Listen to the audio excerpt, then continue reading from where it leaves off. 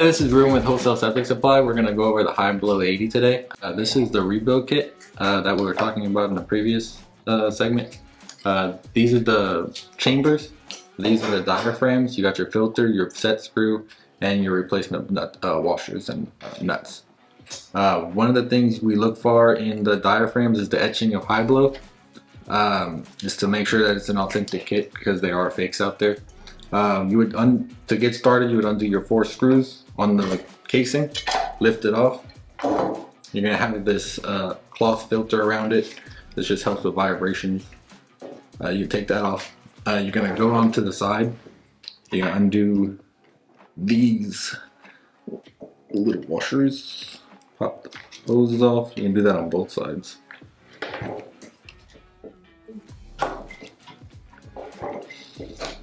And then these Phillips screws, you're gonna have 4 of them, 2 on top, 2 on the bottom.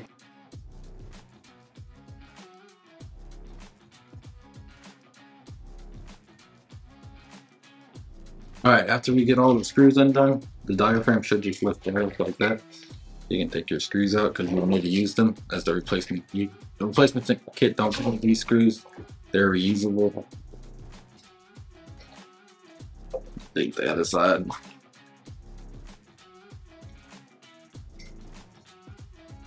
A nut driver that fits on this bolt right here.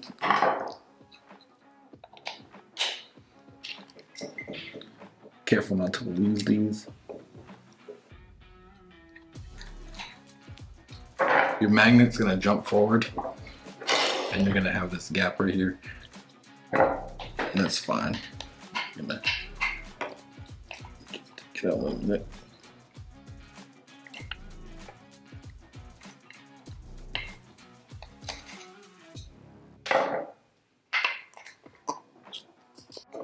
If your magnet comes dislodged, it just both ways. It doesn't matter which way it goes. You slide it back in between there. That was a set screw. Didn't want or I broke it. It's okay. That's good. Let's take it. That makes it. One thing to look out for in the old ones is for micro tears. Even though they don't look broken, they could be torn behind this white plastic piece. You can check it by just pushing it forward and see if you see a light through it. And to replace them, this notch with this hole going through it is gonna go corresponding with this notch on the side. You don't have to push the magnet in, just set it. Make sure it doesn't rotate, make sure it's pushed all the way back. Get your screws.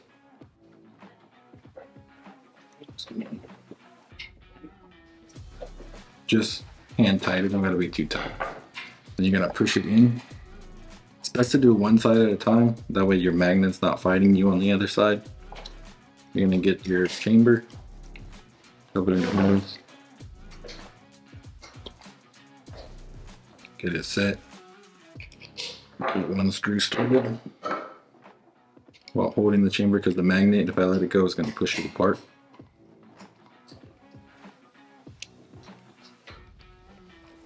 Get that first screw set, and then you can do your other.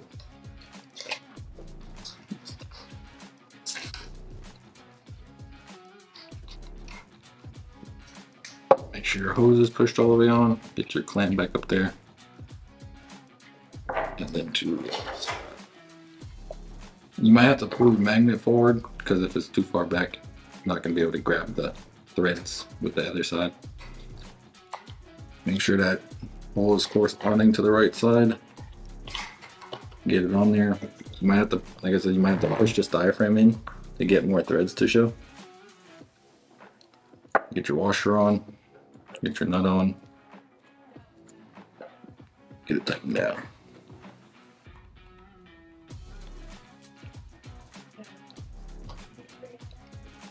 Chamber.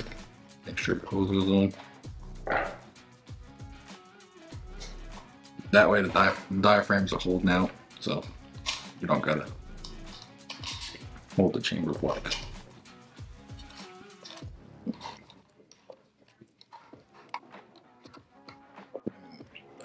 Now we got the set screw at the top. Broke off. You have your new set screw. There's going to be two sets of threads on there. You don't got to worry about the bottom one. It's just the top one. If you can get it started and get it tight enough to where the two metal contacts are touching, make sure it's threaded through the holes. Try not to lose this in the motor. Just hand tight. You don't even got to use a screwdriver for it, just finger tight.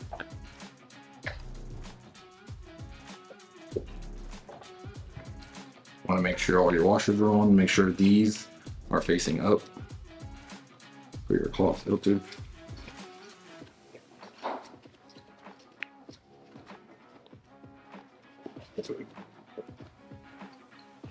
Get your casing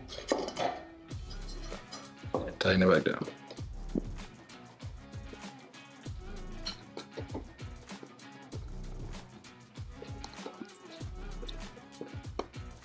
And then replace your filter with the new filter that comes with it.